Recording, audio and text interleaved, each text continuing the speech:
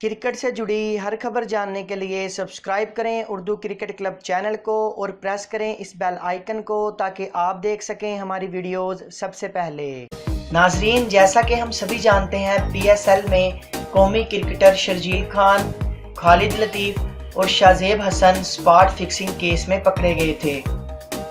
Pakistan super league scandal की तहकीकात करने वाले ट्रिब्यूनल ने अपनी सिफारिशात मुरतब करना शुरू कर दी हैं।